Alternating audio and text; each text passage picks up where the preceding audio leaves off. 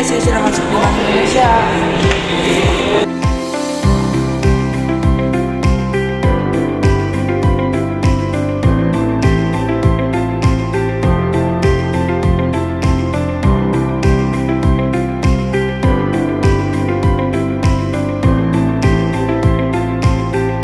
Laki-laki boleh? Tidak, tidak.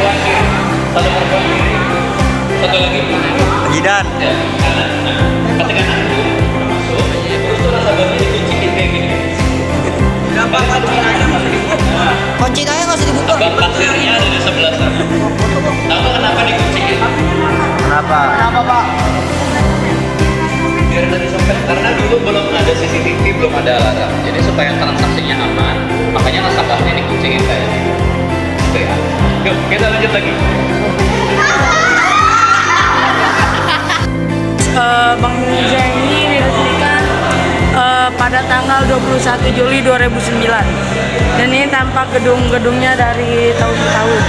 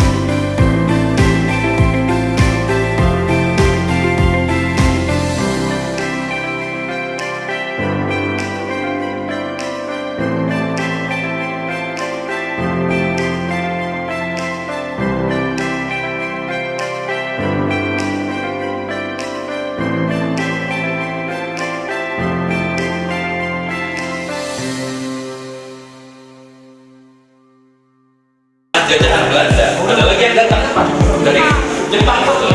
Ini kan seragam Tahun 1942. Ini ada yang tahu nggak nama senjatanya? samurai. Yakin? Katana. Samurai adalah orang yang pegang katananya, ya gitu. Terus Jepang kalah tuh karena pangkalan militer mereka di kota Hiroshima dan Nagasaki itu. Habis Jepang kalah, kita merdeka. Tahun 1945. Tapi walau kita merdeka, Belanda tidak mengakui kemerdekaan kita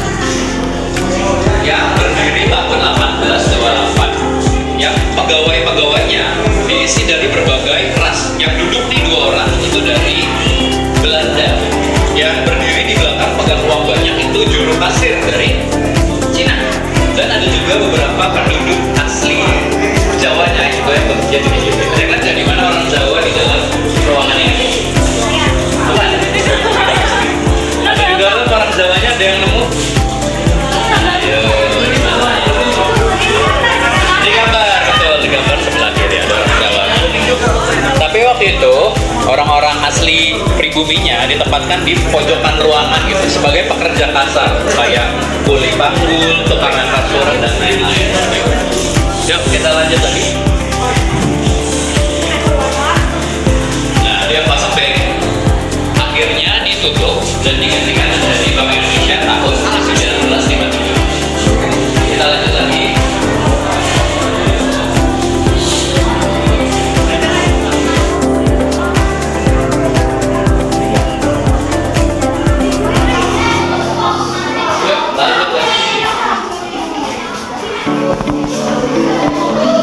Ini di depan kita adalah bank yang juga berjuang turun ke bawah. Jadi selain tentara kita yang melawan penjajah Belanda, ada juga ahli-ahli perbankan yang ikut mengedarkan rupiah.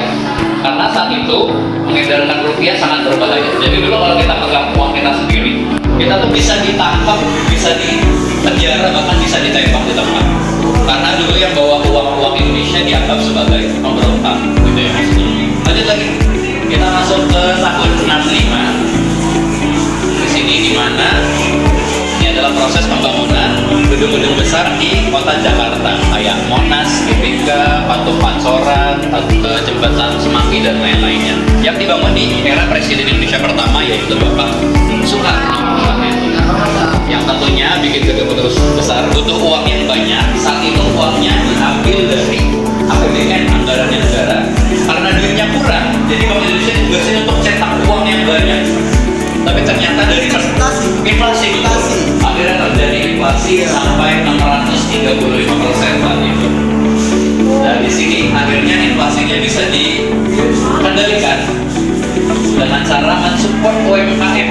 Nah, kebanyakan dulu usaha yang dilakukan masyarakat sebelah kiri si ibunya lagi ngapain? Membatik ya si ibunya, batik. Yang sebelah kanan si bapaknya bikin perkakas. Tujuannya usaha-usahanya disupport supaya ada aktivitas jual dan beli supaya uangnya berputar lagi di masyarakat. Ditambah lagi kakek nenek kita dulu kebiasaannya mereka nabungnya di celengan kayak gitu. Celengan ayam, celengan. TV zaman dulu tuh, kayak gitu. Bahkan mereka nabungnya di bawah bantal, di bawah kasur gitu kebiasaannya.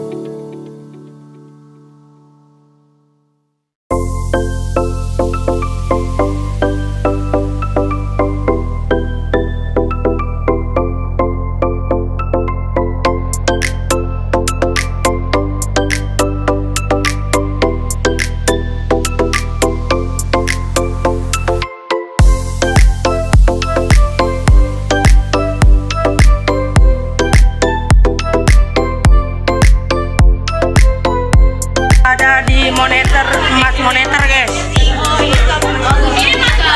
Nah ini emas replika yang zaman dulu banget. Nah itu ya guys keseruan di Museum Bank Indonesia.